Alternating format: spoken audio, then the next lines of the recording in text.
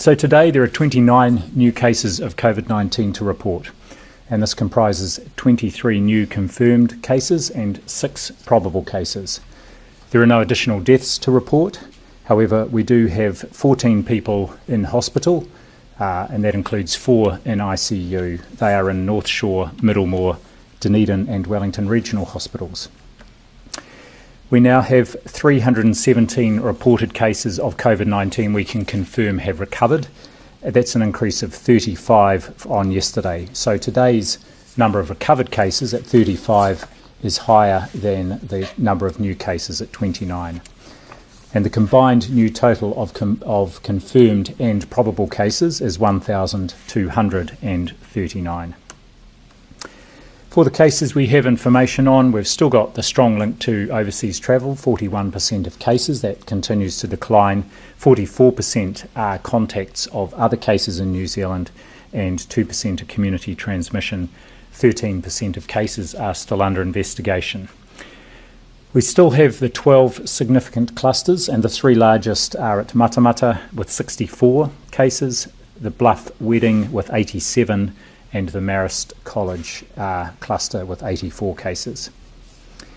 In terms of laboratory testing, yesterday there were 3,990 tests processed, and the total number of tests undertaken to date has increased accordingly. I'll just find the correct number there. So our 7-day rolling average of tests is 3,547 per day. We still have good test capacity, and that continues to increase as supplies come in as expected this week.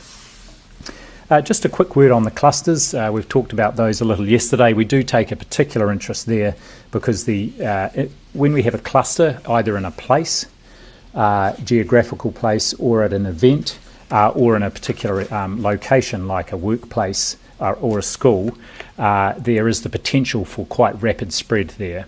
And our intention is then to try and ring-fence those clusters as quickly as possible and stop any further spread.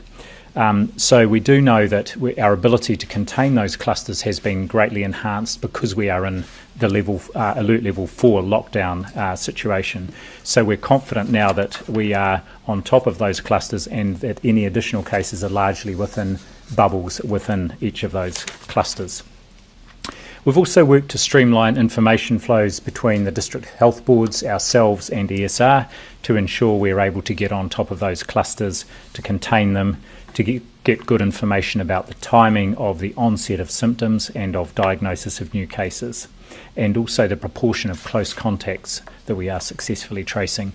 And just to help sort of reassure me about that contact tracing system, I've asked infectious diseases specialist Dr. Aisha Varel to do a rapid review of that today. I'm meeting with her later in the day and look forward to getting her views on how robust our process is and whether there are any improvements we could make to it. And finally, just on flu vaccination, we've now distributed over 1 million doses of the vaccine around the motu. They are in general practices, pharmacies and in district health boards. There are good supplies in every region. I have looked at the figures. We have sufficient vaccine for all our priority groups, and I encourage those people to call their GP or their pharmacy and make a time to go in and be vaccinated. And Associate Minister, Health Minister Julianne Genter announced earlier today we are extending for 2 weeks out to the end of April the time for those priority groups to be vaccinated, and those who are not in priority groups just to wait until after that time to get their vaccination. And finally, please, if you have any health conditions that you require care for, either acute care or you have a chronic condition that requires care, you contact your usual healthcare provider or talk to Healthline if it's an acute condition. We really want people to keep showing up for and seeking care that they need and not delaying care so that they end up being worse off. So that's all I have to say. Prime Minister, back to you. Thank you, Ashley. Today is day 15 of Alert Level 4 lockdown, and at this rough halfway mark, I have no hesitation saying that what New Zealanders have done over the last 2 weeks is huge. In the face of the greatest threat to human health that we have faced in over a century, Kiwis have quietly and collectively implemented a nationwide wall of defence. You are breaking the chain of transmission, and you did it for each other. As a government, we have had pandemic notices. We've had powers that come with being in a national emergency. But you held the greatest power of all. You made the decision that together we could protect one another, and you have. You have saved lives. Modelling provided to my office by economist Rodney Jones on the eve of the lockdown suggested New Zealand was on a similar trajectory to potentially Italy or even Spain, and that our 205 cases on the 25th of March could have grown to over 10,000 by now without the actions we have taken together. And new modelling, due to be released later this afternoon by Te Pūnaha Matatini, suggests that the current controls at Alert Level 4 have already had a significant impact on new case numbers, and we are on track to meet their most optimistic scenario. Instead of the horrific scenes we've seen abroad, we are at 1,239 cases, and the total number of cases has fallen for the last 4 days, was, as Dr. Bloomfield said, just 29 cases today. The lowest daily number of cases since the 23rd of March before the lockdown began. We are turning a corner, and your commitment means our plan is working. But to succeed, we need it to keep working. Success does not mean we change the course. Removing restrictions now would allow the virus to spread rapidly once again, and we would be back to the starting line within 2 weeks. That's also why we will keep enforcing the rules. In addition, you will have seen an increase in police enforcement in recent days. I expect that to continue, including roadblocks in some places this Easter weekend. While most are doing the right thing, some are not. We cannot let the selfish actions of a few set us back, and we won't, especially after all that everyone has sacrificed to get us here. I've read messages from those who have lost loved ones that couldn't come together to grieve for them. I've read stories of brand new parents whose most joyful time has been made so difficult because of separation. Businesses who are worried for their livelihoods and for the family that are their employees. I am acutely aware of the pain many New Zealanders are feeling. Over 1 million of our fellow citizens are now supported by a wage subsidy, many of whom will be experiencing a cut in income. At the end of March, there were already an extra 4,866 Kiwis on a benefit, and last week that number increased by another 10,000. Many businesses are also reporting that they may not be able to reopen at the end of the lockdown. I want to give you all the assurance that I can that the health and well-being of you and our communities has always been on our minds as we have made decisions on COVID-19. But so has your livelihoods. We will continue to stand alongside you. We've made record investments to keep as many businesses as possible afloat and people in jobs. We're doing what we can to cushion the blow and plan for our recovery. But as I've said, this is going to be a marathon. Our plan for that marathon is to keep eliminating the virus from New Zealand. We can do that by keeping it out of the country, but also by rapidly stamping out any outbreaks that flare up. And that plan is the very best thing that we can do for the New Zealand economy. The best economic response continues to be a strong health response. And that's why I'm announcing the next stage of initiatives to scale up our health response to put us in the best possible position to exit level 4 and prepare for level 3. No matter what level we are at in the future, there are 3 areas where we need to become watertight. Firstly, our borders must be tightly managed. That's why from midnight tonight, every New Zealander boarding a flight to return home will be required to undergo quarantine or what we have called managed isolation in an approved facility for a minimum of 14 days. I'm also signalling that the requirement for 14 days of quarantine or managed self-isolation in a government-approved facility will be a prerequisite for anyone entering the country in order to keep the virus out. As an island nation, we have a distinct advantage in our ability to eliminate the virus, but our borders are also our biggest risk. As a government, we have gone harder earlier with border measures compared to other countries. But even one person slipping through the cracks and bringing the virus in can see an explosion in cases, as we have observed with some of our biggest clusters. The quarantining of returning New Zealanders will be a significant undertaking. For context, nearly 40,000 New Zealanders have returned home since the 20th of March, when we closed the border to foreign nationals. That is more than all of the hotel rooms across the country that we could have properly housed people in. There has always been urgency around this matter, but simply put, we could not have done it from the beginning. But we can and are doing it now. A network of up to 18 hotels will be used to implement this approach, of which 1 to 2 will be specifically set aside for those under strict quarantine conditions. And just as a reminder, those are for those travellers who are symptomatic or are being tested for Covid-19. The second aspect of our ongoing COVID response is significantly scaled up and faster contact tracing and greater use of technology. The more we move to improve the speed and effectiveness of our contact tracing, the better place we will be in breaking the chain of transmission.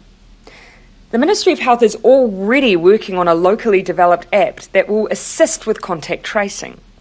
I should caution that it is in the early stages. It will have basic functionality, but even that will be important as it will help update our national health database with users' contact details. Then they will look to add functions. We are investigating the Singaporean government's Bluetooth-based app Trace Together that can record interactions between a phone and any other phones nearby that have the app installed. I should caution, though, that it will often pick up phones at quite a distance, so it's not perfect technology. The data is stored on the phone, and if the user tests positive, they then release the data to the government for contact tracing. Close contacts can then be automatically notified if they need to self-isolate and be tested. Singapore are planning to open source their technology in the next few weeks. We have made initial contact with the Singaporean government and registered our interest. And I have a phone call with Prime Minister Lee of Singapore this evening where I'll be discussing this technology further. I do again think it's important to note that these kinds of apps are useful, but they don't solve everything. What's most important is that you have good people and enough people working on contact tracing as quickly as possible. We do, and we continue to improve and work to improve every day, as Dr. Bloomfield has set out. And finally, this ongoing plan must be underpinned by testing. We already have incredibly high rates of testing compared to others, but we want to be even better.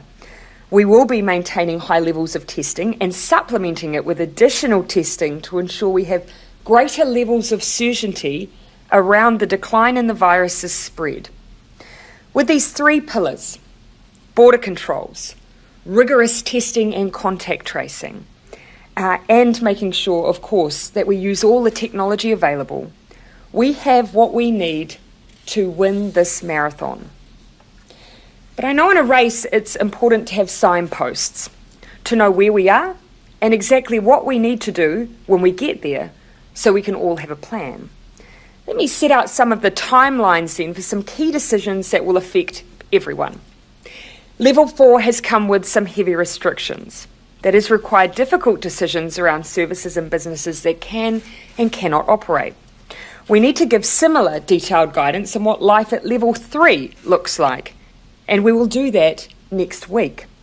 That will give us a window to iron out questions and issues and make sure we're as prepared as we can be when it comes time to eventually move. It is then my intention that on the 20th of April, 2 days before the lockdown is due to finish, Cabinet will make a decision on our next steps.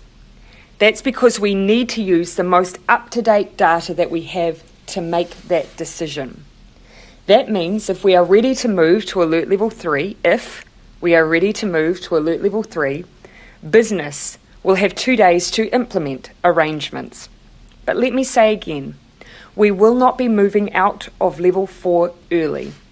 If we move too early, we will go backwards.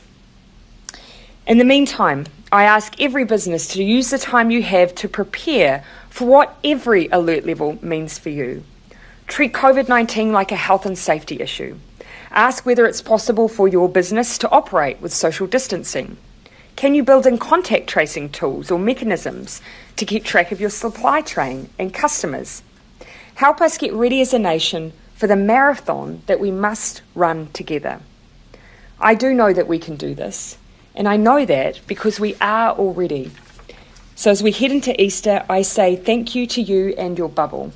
You have stayed calm, you've been strong, you've saved lives, and now we just need to keep going. This is COVID-19 Pacific Update for Thursday, the 9th of April. There are now 227 COVID-19 cases and 6 deaths in 7 locations around the Pacific. Guam now has had 125 people test positive, with 4 deaths. French Polynesia a jump to 51 and New Caledonia still at 18. Fiji has 15 cases, the Northern Marianas 11 with 2 deaths, Rapa Nui 5 and Papua New Guinea 2.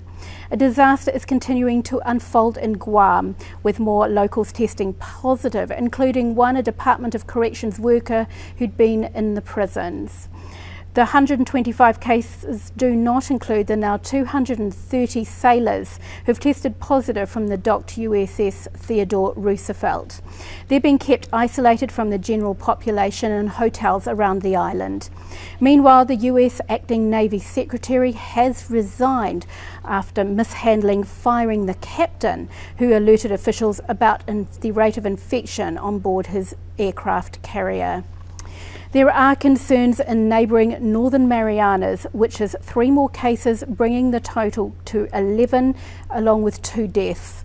The newest cases are aged 45 and 53 and have been put into the Kanoa Resort, the island's quarantine centre. While Tahiti is grappling with more cases, now at 48, Air Tahiti Nui is to take stranded French tourists back to Europe. It's believed there are around 24 tourists stuck in French Polynesia.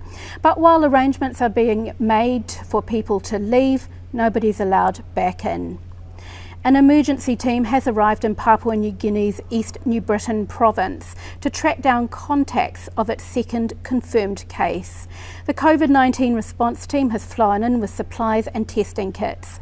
Another group made up of WHO and UNICEF workers are also there to help with contact tracing.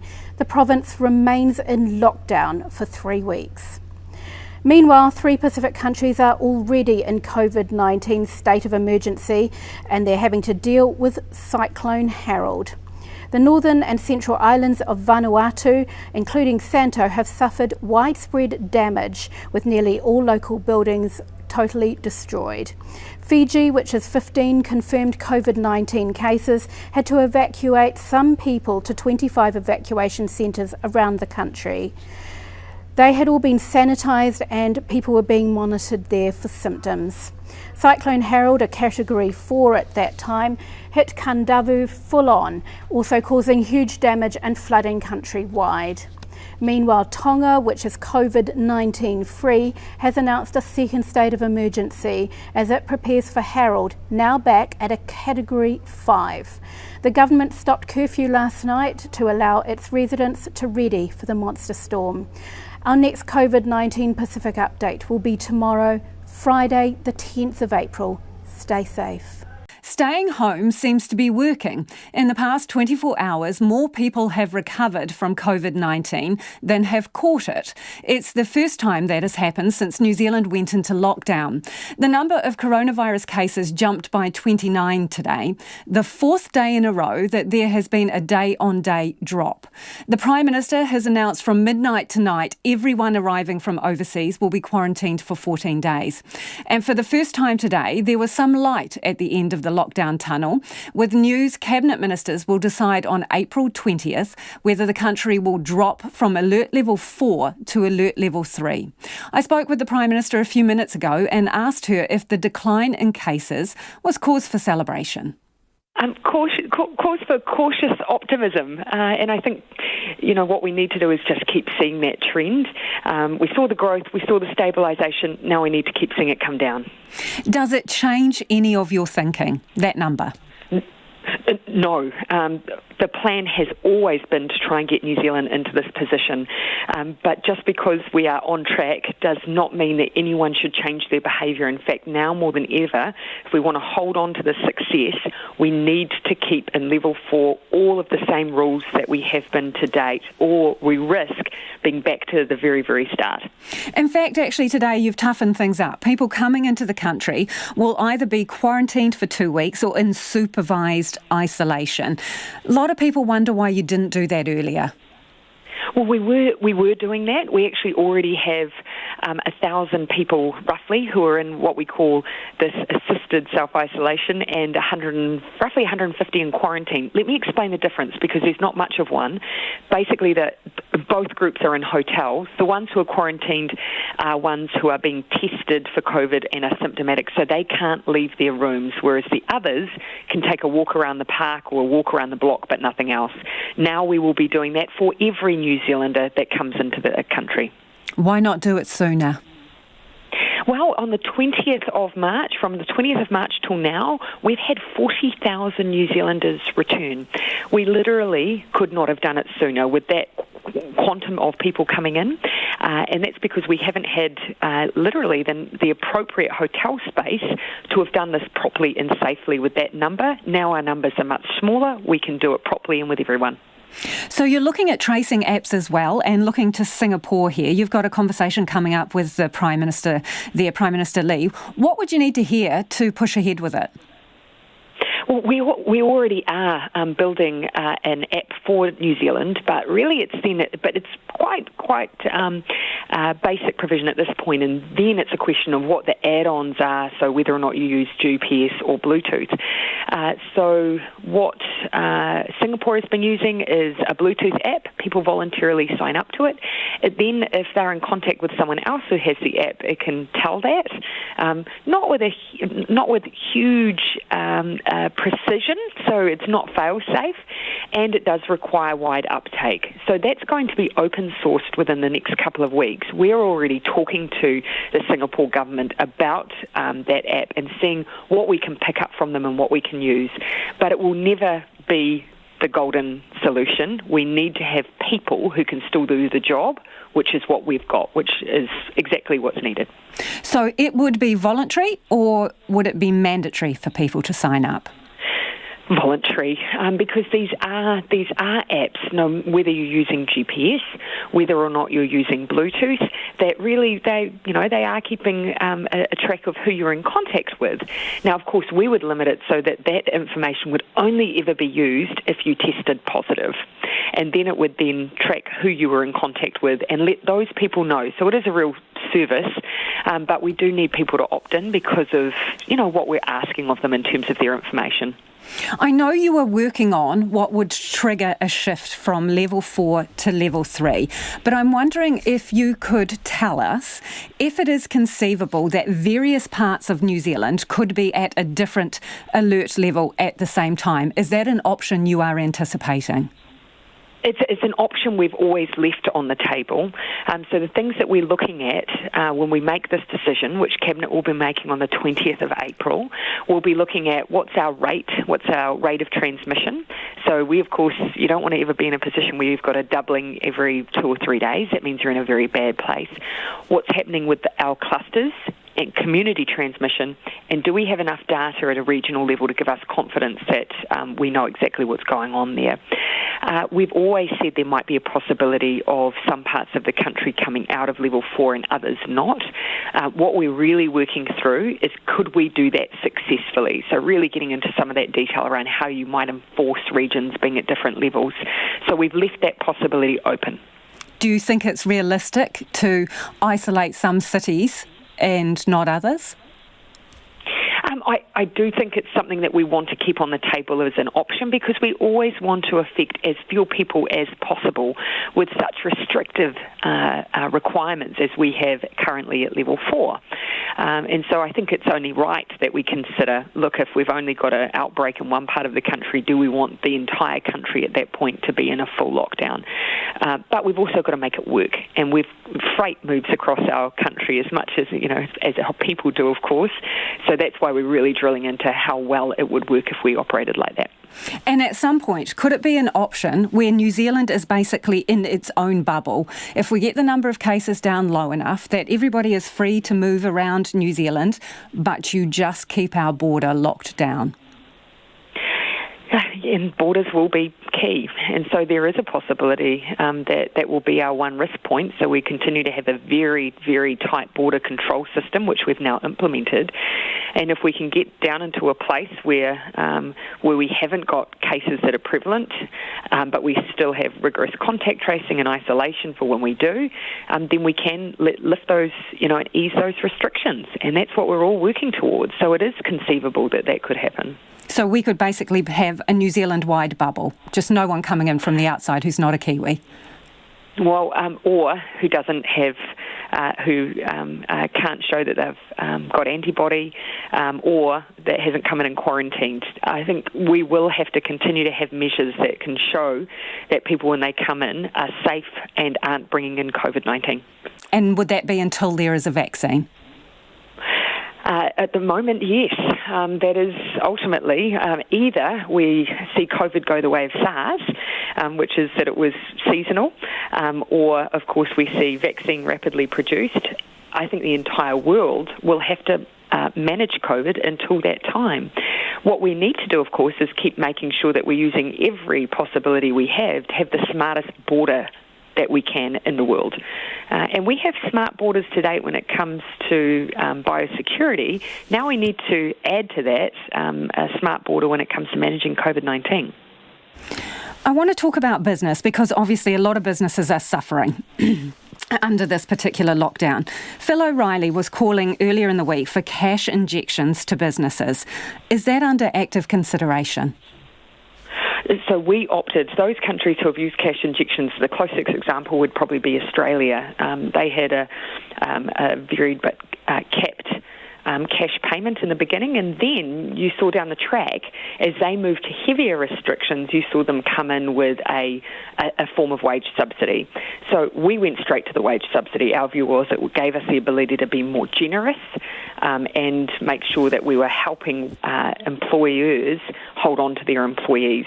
Couple that with their other big overheads. We're working on issues around commercial lease arrangements, and also, obviously, servicing debt is a big issue for businesses. So we've talked with the banks about the work they can do on hardship and working alongside the businesses who bank with them. So that, I hope, is addressed, at least in some parts, some of those three really difficult areas for them. Will there be anything more for business next week? We're constantly working on making sure that as much as we're able to support business through this period of what will for many be hibernation. You've seen us work on insolvency. As I've said, we've been working on commercial rents, leases, and we've also always said that for those larger employees, we may work on bespoke initiatives to keep them ticking over. So you can expect to keep hearing about those. Prime Minister, is a couple of days, is 2 days enough warning for businesses in terms of if the lockdown is to come off? Actually, that'll be just notice of whether we're changing the level.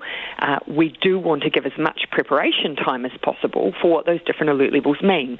And so next week, we will be going through in more detail exactly what alert level 3 will look like to help with that preparation. But what we're asking all businesses now to think about is, in a situation where you are able to open again, what kind of social distancing can you build into your workplace, if any? Can you help if we have a situation where an employee or customer needs to be traced? What kind of contact tracing can you help us with? What kind of PPE might you need to use?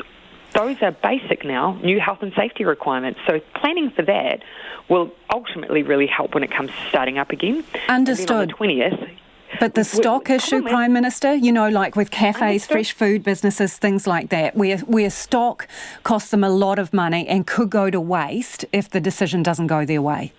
And so I wouldn't, in those areas where you do have shorter shelf lives for product, I would definitely urge that they wait until there is announcement. We will use real-time data, but we share the data we get within a couple of hours of receiving it. We put it into the public domain. So you'll see the signs at the same time we will, and we will give the longest warning we can, but we ultimately don't want to move too soon or we risk going backwards.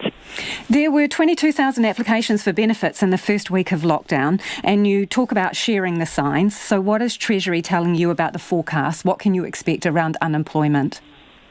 So one of the things that we've said that we'll do is start moving to, because of course there's a difference between forecasting and the real data that we get.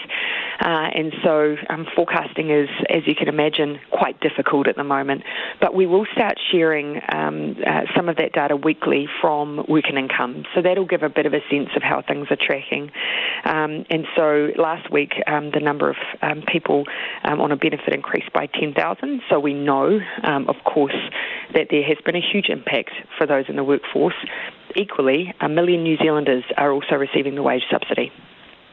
Prime Minister, have any other leaders from around the world got in contact with you to ask advice and to ask about why and how you have done things here?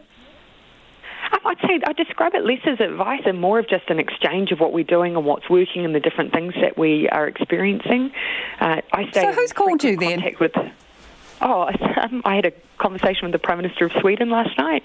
I'm talking with the Prime Minister of Singapore in just a few short minutes. But that's us sharing ideas rather than necessarily saying whatever we're doing can just be replicated elsewhere, because our populations are different and our ways of life are different too. But is there a curiosity about how we are doing and the numbers that we are seeing? Yes, I think so. But equally, I have a curiosity about others too. And so I think we're all sharing right now, and that's as it should be. Just before you go, possibly the most important question I can ask, does the Easter Bunny know where your place is? Thankfully, Neve doesn't know what the Easter Bunny is yet, so I'm just gonna stick with that at the moment. And what about? But you will see, we will have eggs up in the window, just because, of course, that was something that we wanted to see out in everyone's neighbourhood, and we'll be joining in. What about the carpet cleaners? Do they know where your place is? Thankfully, I know a few home remedies, and I can tell you that vinegar works quite well on a black vivid. And that was Jacinda Ardern speaking. The reference to the black vivid, well, Neve had a bit of a, mishap with the black vivid while drawing a picture of the Easter Bunny on the carpet at Premier House. Promising news for the country 2 weeks in to a nationwide lockdown. There are always possibilities of setbacks, but for the moment we do appear at this early stage to be on track. While compliance has been generally strong, there are still some who I would charitably describe as idiots. A 38-year-old Christchurch man arrested last night after being seen on a video online coughing at people in a supermarket, I include in that description. I don't watch the news. I just listen to what people write on Facebook, and I didn't know it was such a big deal. However, the planned minimum wage increase to $18.90 met with backlash amid the economic fallout of COVID-19. They simply cannot afford to pay that increase in minimum wage. Yeah, and so, we're going round in circles here. That is, I understand the concerns people have about the minimum wage. It's a decision that was made some time ago. It is something we think is important to support low and middle income people. The travel and tourism industry, hammered by global movement restrictions, saw more large-scale job losses this week. On Tuesday, with more than half of its aircraft parked up, Air New Zealand was forced to make 387 pilots redundant. And just a day later, Wednesday saw the shuttering of 58 Flight Centre stores, resulting in 300 more nationwide job losses. Queen Elizabeth II delivered a rallying speech for the Commonwealth as the UK's Prime Minister Boris Johnson was admitted to intensive care, waging his own personal battle with the virus. Across the Commonwealth and around the world, we have seen heartwarming stories of people coming together to help others, be it through delivering food parcels and medicines, checking on neighbours, or converting businesses to help the relief effort. Having already faced criticism for going mountain biking as his department told the nation to stay at home, Health Minister David Clark was under fire again.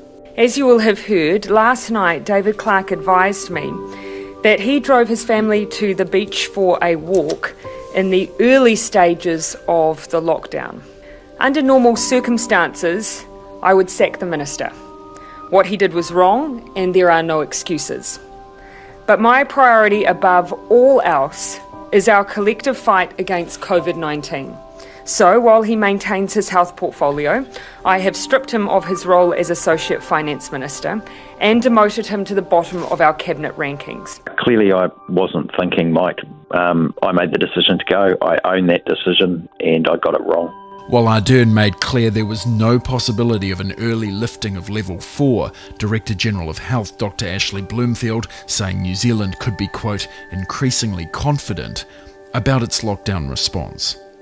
One of the advantages of the centralised contact tracing platform we've put all that onto, an electronic platform, is we will be able to link now with the laboratory testing data. The optimistic tone reinforced Wednesday, the ministry reporting just 50 new COVID-19 cases over the previous 24 hours, the lowest daily total in a fortnight. I remain cautiously optimistic that we are starting to turn a corner. It's all the more reason to stay the course of our self-isolation as a nation. Let's now bring you some updates from the situation in Europe, which continues to be the worst affected continent from this virus. With more than 60,000 deaths, Europe's death toll accounts for more than 70% of the deaths recorded worldwide. France, Spain and Italy continue to be the worst affected nations in the continent from coronavirus. Let's now begin by telling you about Italy. The country recorded around 542 cases in the last 24 hours, bringing the total death toll to more than 17,600. Italy continues to remain the worst-hit country in the world. Nearly 60 million people are now under a complete lockdown in the country. Meanwhile, the Italian government has ruled that charity migrant ships will not be allowed to dock at Italian ports as they are not safe. This means that migrants rescued at sea can no longer disembark in Italy. Charities rescuing migrants have condemned Italy's decision to close down all its ports. According to estimates, nearly 3,000 migrants have landed in Italy so far this year. Moving on to Spain now. The country's daily death toll rose for the first time in 5 days. The country recorded 757 deaths in the last 24 hours. But authorities believe that there is still some hope of the lockdown being eased. Officials are currently working on a plan to lift some of the restrictions in the country. Moving on to France now, the country has crossed the 10,000 death mark, becoming the fourth country to do so. According to sources, France is likely to further extend its lockdown beyond April 15th. French President Emmanuel Macron will address the nation again next week. Meanwhile, the pandemic has plunged the country into a recession. In its worst performance since 1945, France's economy shrunk around 6% in the first quarter of 2020. Even in Switzerland, the cases continue to rise, with the number of infections rising to 23,280. Switzerland has now recorded around 895 deaths so far. Emergency measures in the country have been extended by a week to April 26th, but could be eased before May. Meanwhile, the European Union is currently dealing with its worst crisis since its foundation. The president of the European Union's top science body has now resigned, citing frustration over the bloc's response to coronavirus. Mauro Ferrari has even accused the bloc of institutional resistance and political infighting. But even as the bloc stares at an economic crisis, the European Union finance ministers have failed to agree over a relief package for fighting coronavirus-stricken economies. The talks were stalled after a record 16 hours. The North-South divide on corona bonds continues to expose the deep divides within the bloc. The feud between Italy and the Netherlands over the terms of the loans is delaying the release of the economic aid package worth almost €500 billion. Spanish Prime Minister Pedro Sánchez even went ahead to warn that the bloc might fall apart if a solution is not found soon. Afecta a todo el territorio español durante 15 días. Let's now bring you the updates from India. Taking COVID-19 head-on, India in the last 24 hours has taken several far-reaching measures to tackle this pandemic. But let's get you up to date from where India stands as of now. The number of infections in India is nearing the 6,000 mark, and the figure currently stands at 5,734. A total of 166 people have lost their lives due to the coronavirus. For 6 days straight now, close to 500 cases have been reported daily. In Uttar Pradesh, the most populous Indian state, 103 COVID-19 hotspots have been identified and completely sealed. Sealing will only take place within certain hotspots in 15 districts, which have shown a high viral load. Residents in these hotspots will not be allowed to go out even to buy groceries or medicines, and supplies such as food, etc. will be procured only through home deliveries. Once again, we at WION would like to remind our viewers that even in these sealed off areas, the essential services will continue to be available. So please do not panic. Home deliveries will be operational. In fact, the state government has started a helpline number for more clarity. Residents of the 15 sealed districts can order essential items at home by calling the number 112. We repeat, you can order essential services by calling 112.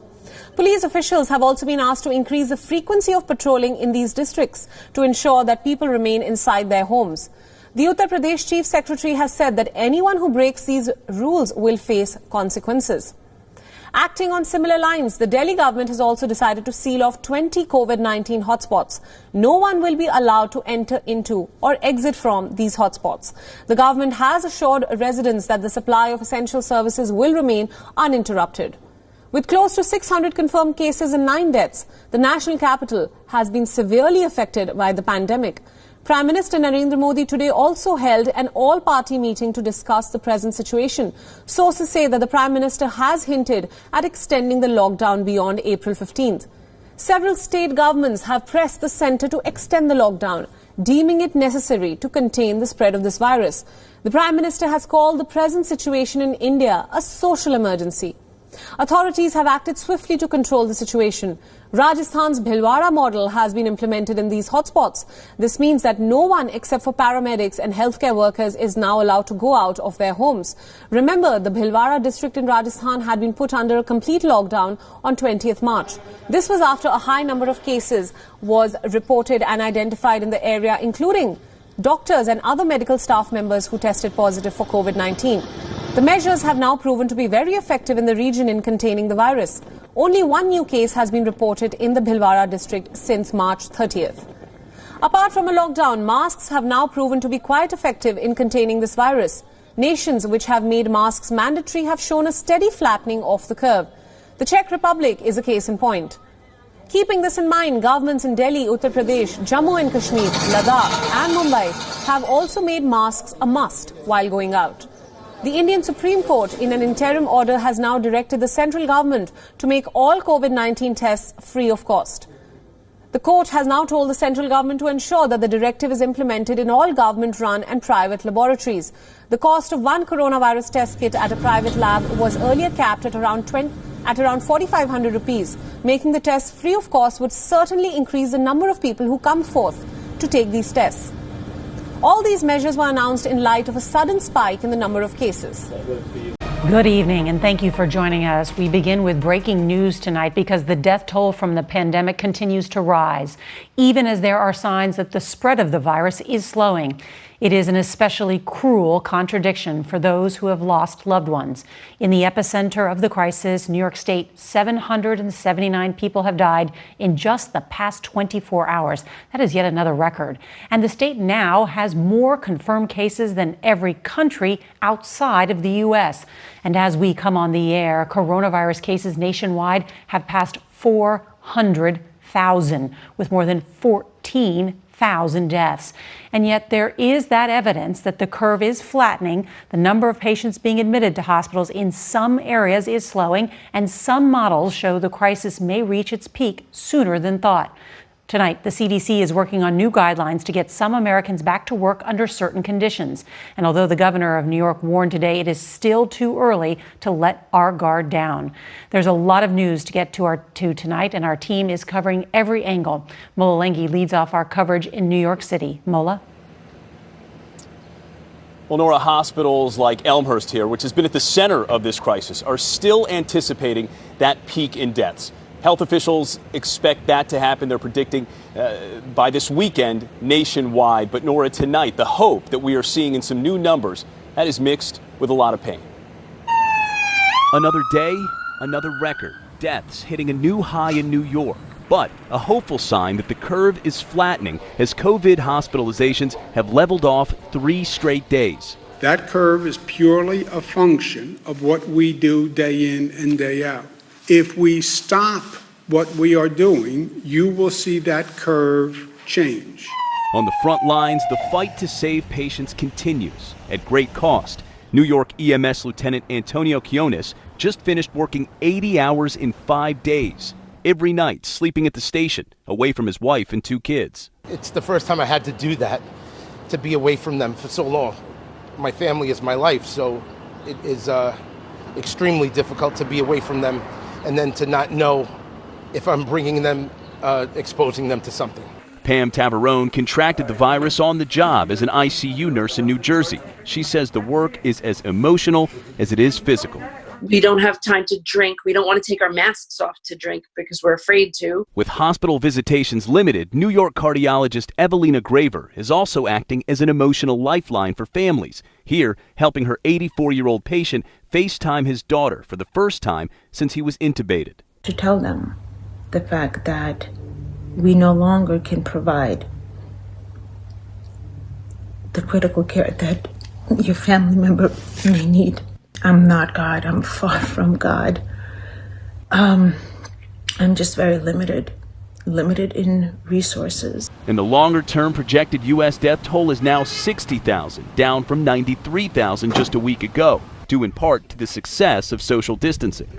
Today, New York's governor directed flags to be flown at half-staff in honor of those who died, including Wendy Hu, a real estate agent from Brooklyn, described by friends as brilliant, witty, and caring. Among the victims in New Orleans were 4 members of the Franklin family, 86-year-old Antoinette and her 3 sons, Herman, Timothy, Anthony, died within days of each other.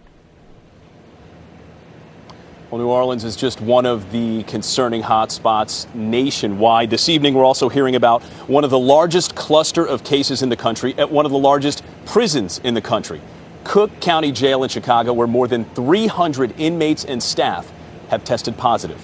Nora? All right, Mola, thank you. We saw that $130 billion spend yesterday. It did pass the parliament with the support of Labor.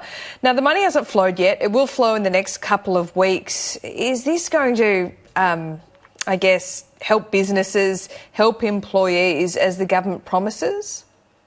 Certainly the market believes it is. I mean, if you look at what happened since basically 2 weeks ago when this was originally announced, you have seen a fairly reasonable recovery in the spaces that have been heavily affected. You can look at places like Qantas, you can look at all of the consumer discretionary stocks.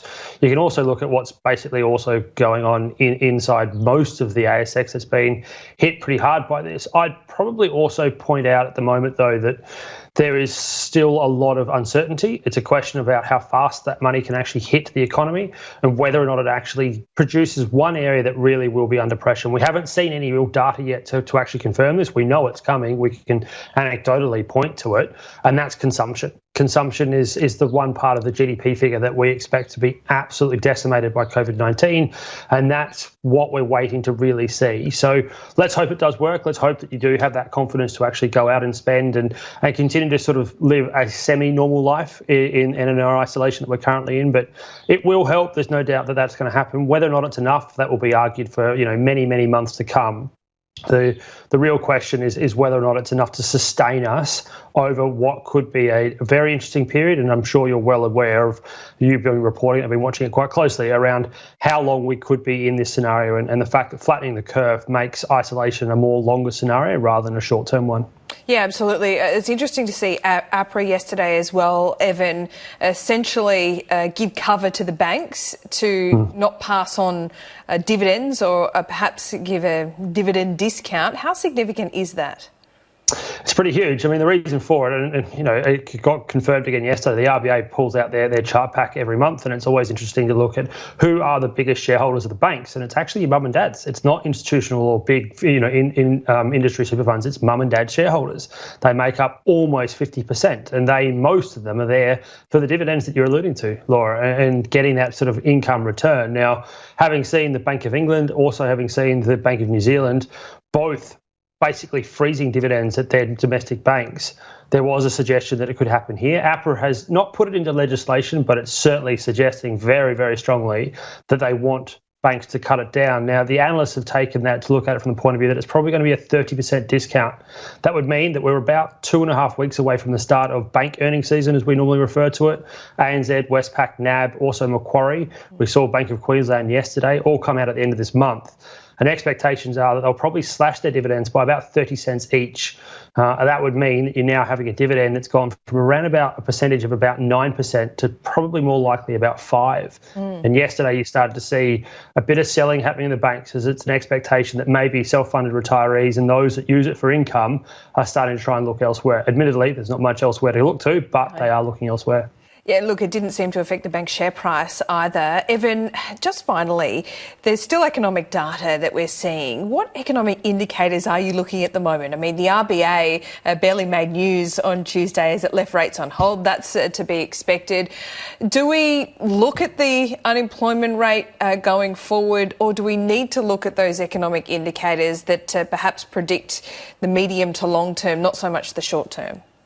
Probably the latter. We know what's going to happen with employment. I mean, it's, again, anecdotally, you can see the lines around Centrelink. We know it. It's a given. So you're right, the RBA didn't tell us much, but we know where they sit. We get their financial stability report today. It's going to tell us that we are ready to take what is effectively we're in recession. So the thing to look at is whether or not you start to see changes in confidence, changes in business confidence, that business lending is starting to actually pick up again, that you're actually seeing retail sales, which are only normally a month figure rather than being quarterly figures, starting to improve again. You also probably want to start seeing more globally things like manufacturing in China and in the US and in Europe picking back up. You also probably want to see trade balances and trade data also picking up. So until you start to see that, you can't. I think the other way to look at it is, again, you do actually have to look at COVID-19 cases. And until you see the backside of the curve and it's just showing signs it's coming, until you get probably about 25% past the peak, I don't think until then you won't actually have any sort of confidence that any of the data coming out is true. So that's part of it.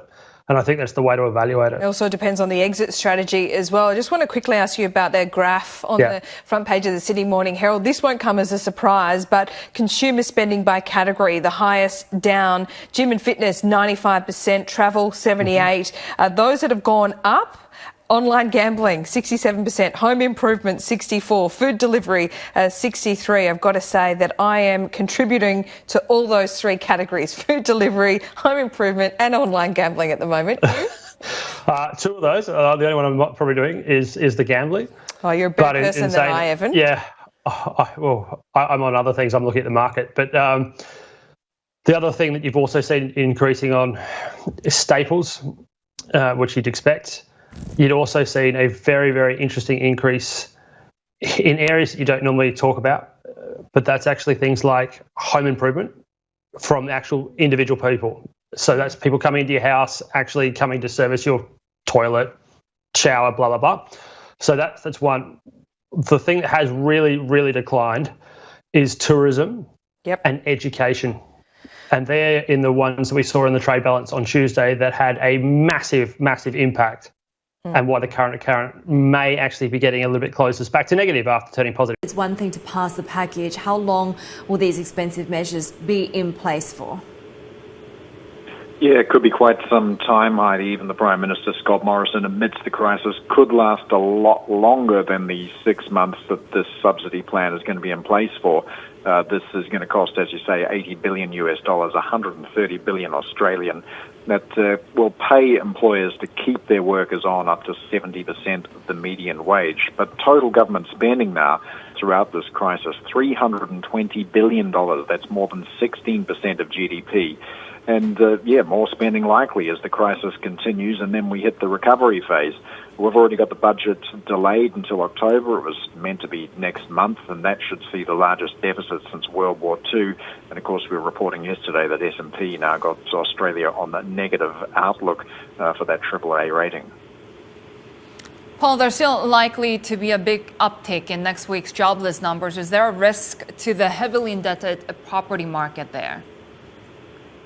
Yeah, it's a worthwhile question because, of course, house prices in Australia are very elevated. Household debt twice what it is in the United States. So even that $1,500 a fortnight JobKeeper allowance might not cover repayments for your average worker in Sydney or Melbourne. The banks have been stepping up to a degree. They're offering repayment holidays to help ease the burden, but they will not be foregoing interest during that period. The banks should be okay, though. A recent stress test from the regulators saw that even with unemployment at 11%, which could be possible for March, they found that losses, reduction of capital would happen, but they'd still stay above the regulatory minimum for Tier 1 capital. Real estate agents, though, they do report a drop in activity, but there's no signs of panic selling, and one agent that I keep in contact with sold 19 properties in the week to April 5, including one for a little over $3 million. So the housing market not feeling the impact yet. For 11 weeks, these roads had led to nowhere, blocked off, cut off from the rest of the world. Now people could make their way out for the first time. A city finally reconnected to its country. Nearly 100 trains have sat idle the whole while. In the morning, they started moving again. We were too excited to fall asleep last night. I was looking forward to the lockdown being lifted very much. I set up an alert to remind myself. I was very happy. And planes took to the sky. I haven't been out since January the 21st. This is the first time I left the house today. Now I'm going back home to meet my parents. Wuhan is where it all began. The new coronavirus is thought to have emerged from this wet market, shut when we reported here in January. On January the 23rd, there were, according to the official statistics, 571 cases and just 17 deaths. So when the order came to lock down the city, it was an extraordinary measure. 10 million people quarantined, the first time it had been tried in modern medical history. We made it out just before the city was cut off. And no one knew if the lockdown would work. Left alone, the city and its people suffered terribly. Thousands died as medical resources were overwhelmed. Many still feel anger at local officials for their cover-up and for their incompetence. But at this moment, joy conquered caution. A spectacular light show, a celebration on a city-wide scale. Tom Cheshire, Sky News, Dalian, Northeast China. The World Health Organization has refuted US President Donald Trump's claim that it is China-centric. In a new blame game, Mr. Trump had also criticized the UN Health Agency's alleged missteps in recommending countries against travel bans to China. Not fair. Not fair at all. And other countries, as you know, also gave very substantially less than the United States. And the World, WHO, World Health got it wrong. I mean, they got it very wrong. In many ways, they were wrong. They also minimized the threat very strongly, and not good. Responding to these criticisms, WHO Chief Tedros Adhanom Ghebreyesus called for a stop to the politicization of the pandemic. He urged global cooperation in battling the outbreak, adding that now is not the time to cut funding, which the US president has threatened to do. The focus of all political parties should be to save their people. Please don't politicize this virus. If you want to be exploited, and if you want to have many more body bags, then you do it.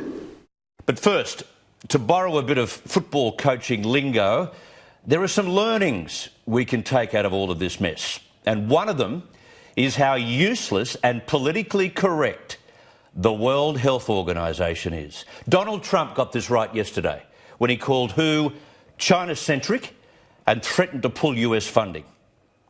We're going to put a hold on money spent to the WHO. We're going to put a very powerful hold on it, and we're going to see. It's a great thing if it works, but when they call every shot wrong, that's no good. He rightly pointed to his widespread travel bans. Remember, he went pretty early, which bizarrely was a measure criticised by WHO at the time. In fact, WHO has constantly disapproved of international travel restrictions. They see them as ineffectual. Now, that in itself illustrates how out of step this mob is, out of step with first world medical experts. The biggest trouble we've had here with infection is with overseas travellers returning home. So their advice has proven totally contrary to what has actually worked. Now, let's not forget it wasn't until early February, 5 weeks after they were informed about coronavirus clusters in Wuhan, that WHO called for United Nations assistance and their crisis management team was activated. A bit slow? I think it looks that way. The WHO Director General has been blindly relying on official Chinese government figures as well, over and over again, which Chinese media has even been questioning.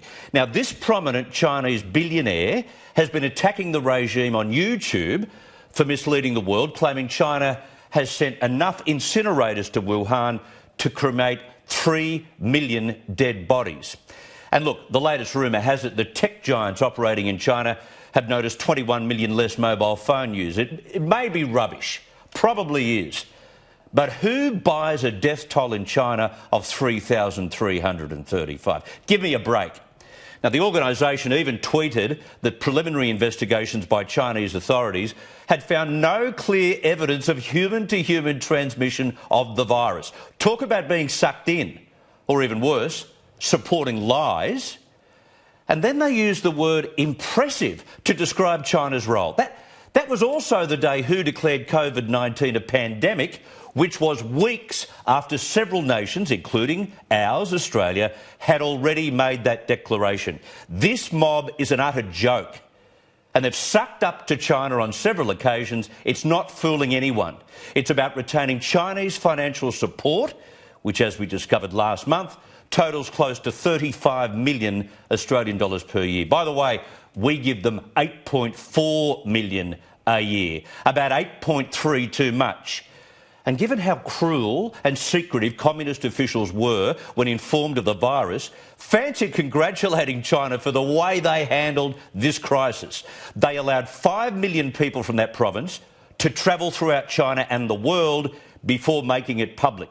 What should happen? They should be repaying us. They should be paying reparations to every affected nation and to the families who've lost loved ones. But there was Tedros again today doing China's bidding and attacking China's nemesis, Taiwan. But since I don't have any inferiority complex when I am personally affected or attacked by racial slurs, I don't care because I am a very proud black person or Negro. I don't care being called even Negro. I am. That's what came from some quarters. And if you want me to be specific, 3 months ago, this attack came from Taiwan. Oh, China would be very proud of that. Just like the United Nations, WHO is a waste of space. If after this pandemic the world didn't have a global health organisation like WHO, I doubt whether anyone would notice the difference. Just get out of our way.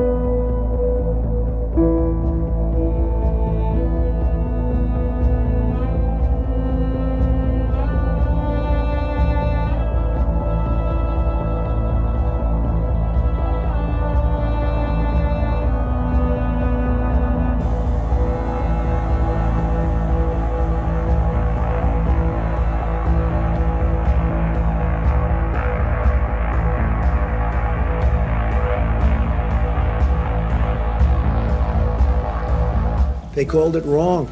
They called it wrong. They missed the call.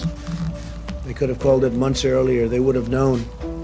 And they should have known. And they probably did know. So we'll be looking into that very carefully. And we're going to put a hold on money spent to the WHO. We're going to put a very powerful hold on it, and we're going to see. It's a great thing if it works, but when they call every shot wrong, that's no good.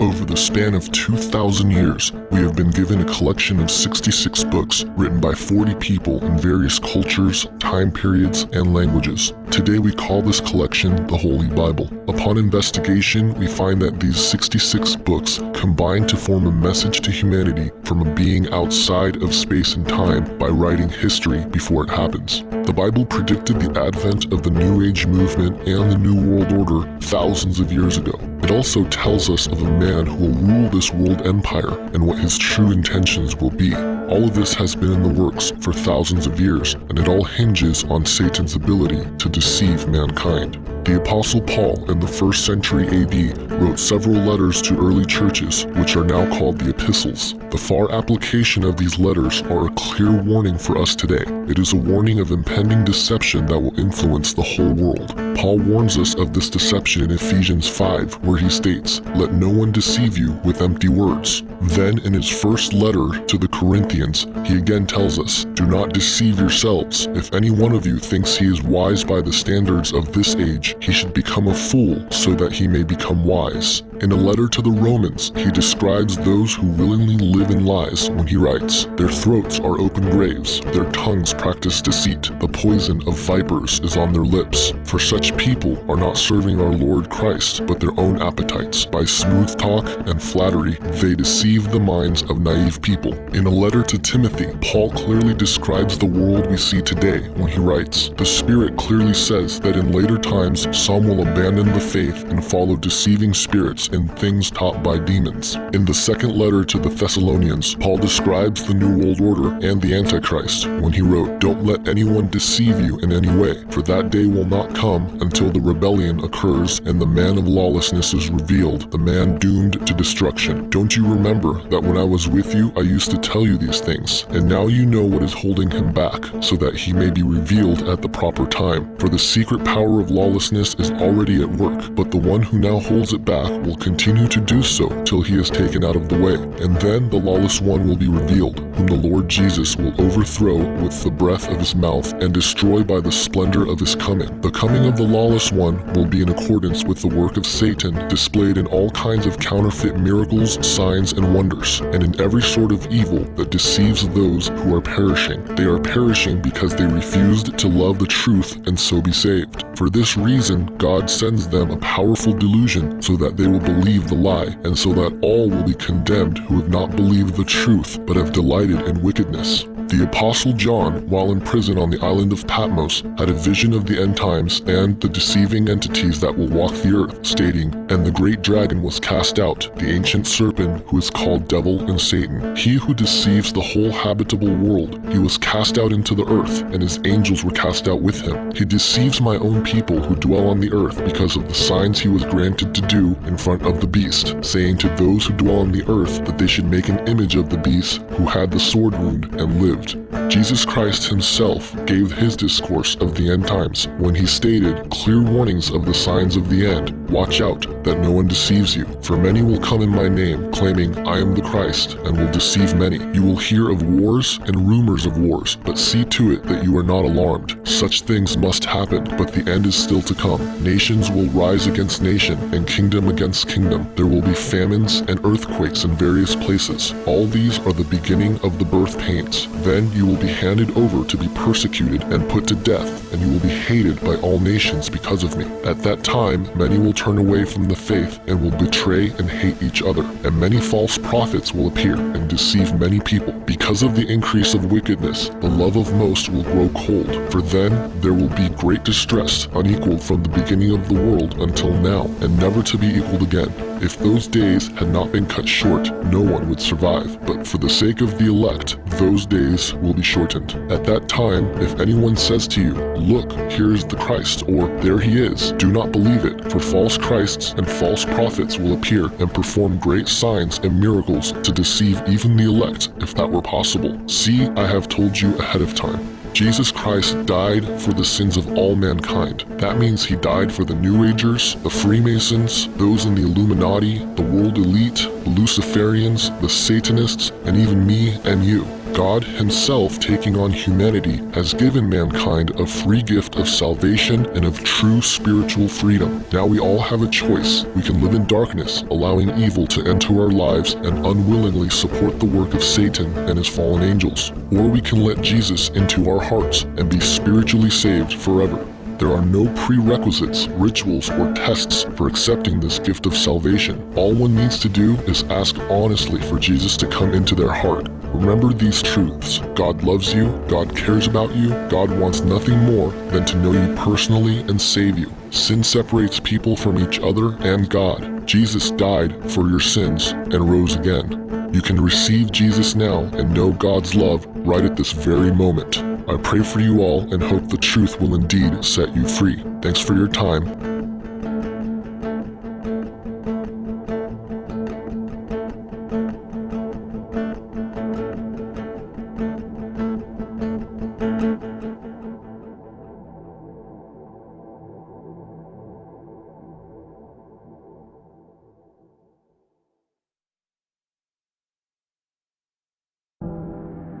I think, in conclusion, I'd like to appeal to those people that have been researching this for any length of time, specifically long periods of time, maybe even years. To you, I don't think this is going to require a lot of convincing. I think that subconsciously you know that a lot of what was said here is true. I think that you have seen over the years a lot of conclusions about what the New World Order is and what their motives are, and I know that you know that it doesn't really explain all the loose ends and tie them all up. I think that you know, after kicking down so many doors in New World Order research and seeing those that truly expose the New World Order, this theme, that it is in fact theistic Satanism behind those doors. I know that you've seen that. You've seen that they are high-level occultists that really run the show and that are in the shadows. And that even those front men at the very tops are only front men, and that the real movers and shakers are those that hold very dedicated beliefs about the worship of Satan. So we even have this idea that somehow doesn't apply. We have a phrase that we'll say, which is, it doesn't matter what you believe, the fact is that they believe it, which sort of means, yeah, sure, they're all occultists at the top, but it doesn't really matter. They're just sort of deluded. And I think that's a very dangerous position, because if you actually are saying there that it doesn't matter, it's not actually true, there isn't really a Satan and there isn't really a power that they're serving, then we should just, again, think that this scenario has something to do with whatever we make it out to be. It certainly can't be about a cosmic war of good and evil, because we've already decided that that can't be true. Yet at the same time, we're pointing out that these people are knowingly worshiping Satan, which is something that the Bible has said has gone on from the very beginning. The kings and queens of all the old systems were always sacrificing their children to various gods and Moloch and these types of things. And they are still doing it today and are gaining power from it. The problem with believing that is it makes too much sense that all of this energy with the New Age preachers and teachers and truth movement icons and gurus are doing mainly two things. One, they're promoting this idea of a new age coming in which you're going to be God and you're going to be evolved and all the obvious stuff that's preparing you for the system of the Antichrist. And the other part of that is they're telling you that Jesus isn't good, you shouldn't pay attention to him, or at least they're trying to misdirect you, tell him he's just this other guy, he's not really who the Bible says he is, or they're trying to discredit the Bible. There's only two things that these guys are doing. They're telling you and preparing you for the new system that you're going to think is your utopia. And then they're telling you to not pay any attention to the man that the Bible said would crush the one that these people at the top are worshiping. Does anybody see a problem with that? That we have been told what to think about the Bible and Jesus Christ by Satanists. The problem here is that what we've been told and what we've been prepared to believe is all what we would choose to believe. It's all very seductive. They're telling you that you can be as God. They're telling you that there is no real accountability for your actions, that anything that you want to do is good and normal and should be praised. These ideas are very difficult to resist. Truth really is irrelevant at that point because we will fight to defend those ideas regardless of if they are true or not. And that's why there's so many conflicting quote-unquote truths in the New Age and in the truth movement. You know, that's why the first thing that you're taught in the truth movement is that truth is relative. Oh, it doesn't matter, your truth is just as good as my truth, and we'll fight to defend this completely erroneous idea. I've got news for you. It doesn't matter what way the universe operates. The fact is that it does operate one particular way, cause and effect, in a closed system. We are dealing with absolute truth. Maybe yours, maybe mine, but it is absolute, and it is one. We should be concerned about looking for the truth. And I suggest to all you researchers out there that you already have enough evidence to know that Jesus Christ is who he says that he is. You owe it to yourself to figure out more about him the way the Bible says that he is. Not the way that the New World Order says that he is, but the way the Bible says that he is. The Bible has been continually discredited. You're told not to listen to it. You're told not to pay attention to it. They do everything under the sun to keep you from it. They always have.